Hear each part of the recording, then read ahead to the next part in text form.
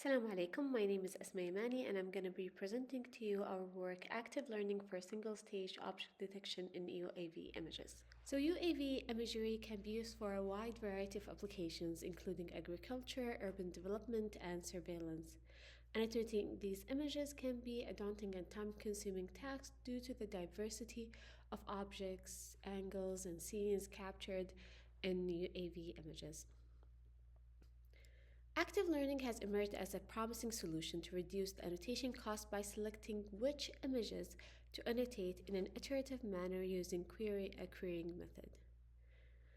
So while accelerating improvement is happening in single-stage object detectors, much of the current work on active learning for object detection focuses on two-stage detectors or requires training auxiliary models.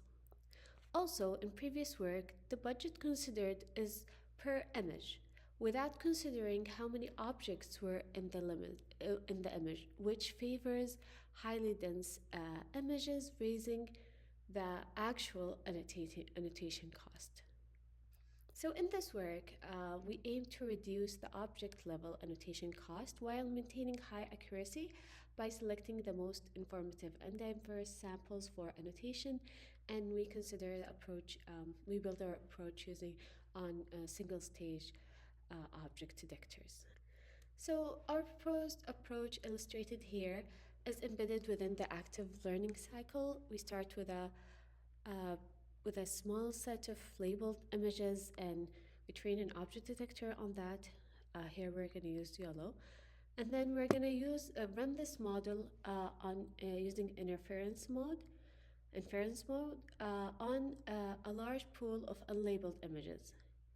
After that, we aggregate uncertainties using DOA, our proposed approach, and we weigh the uncertainties using the WRP approach, which we also propose.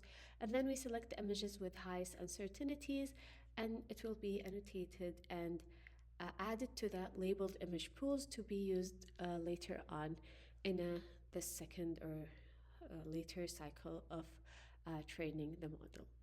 So for calculating the uncertainty, we consider the complement of the class confidence.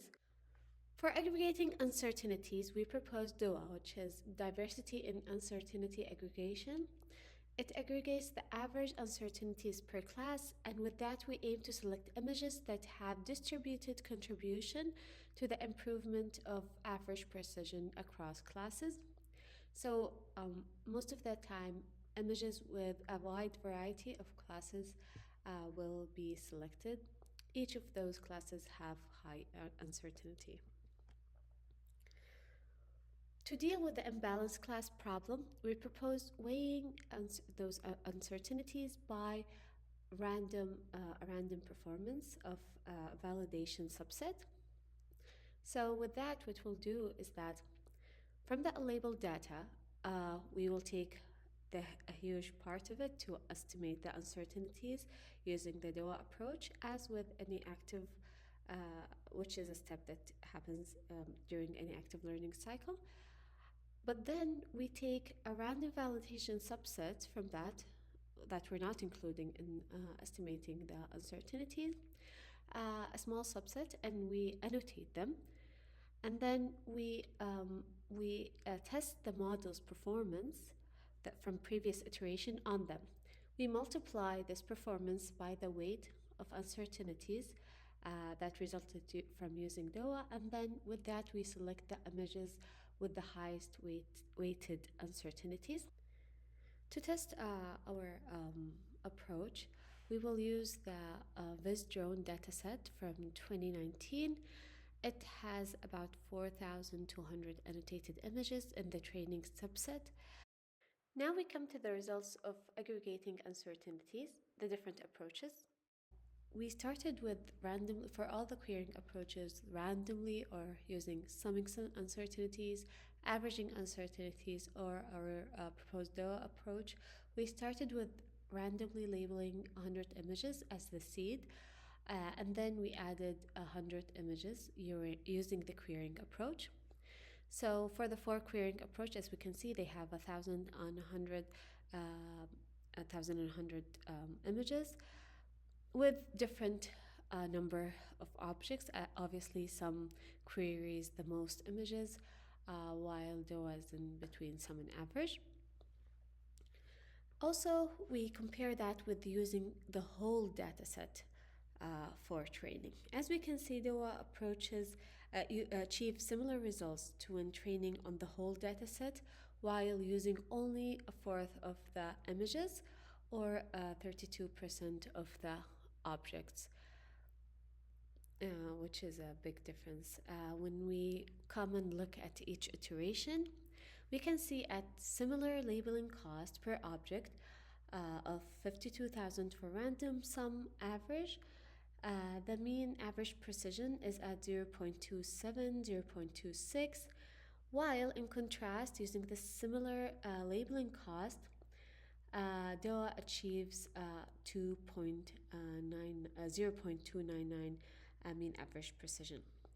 Also, reaching a similar performance of 0.27, DOA achieved this at the fourth iteration using about 30,000 labels, while for some, it achieves this at the sixth iteration with 60,000 labels. For comparing between the different weighting approaches, we have two weighting approaches as benchmarks, which is weighting by the number of class instances in the training dataset, WTC, and then weighting by the training performance, which is just the model from the previous iteration's performance during training. And then we have our proposed WRP, which uses a random subset from the labeled data after annotation. We can see here that using only a fourth of the images, DOA plus WRP reaches a similar performance when training on the whole dataset, and this is I'm talking about the test dev dataset here, and we can see that this is more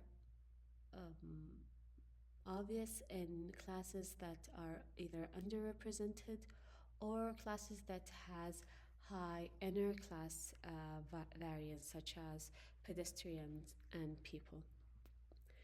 When we visualize the most informative image at the first iteration, we can see how those different approaches behave. You can see how some queries an image with lots and lots of pedestrians, and then with average, it only queries images with very high uncertainties for a few classes, although some of these uncertainties are resulting from background noise.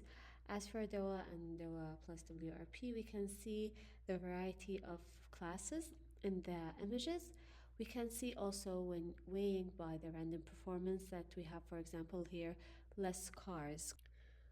Also here, when we try to visualize the weights, how the weights are changing per approach, we can see that almost when we weigh by training class instances and weighting by training performance, it's almost constant. The change is not there much.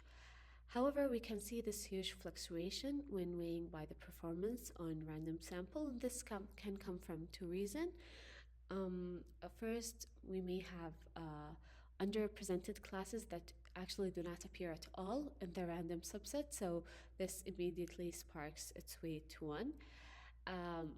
And also classes with either low interclass variance or classes with high intra-class variance may have high weight. To conclude, we propose diversity in uncertainty aggregation as a method to query images for active learning. It aims to ensure that the images that carry the most information on a wide variety of classes are chosen.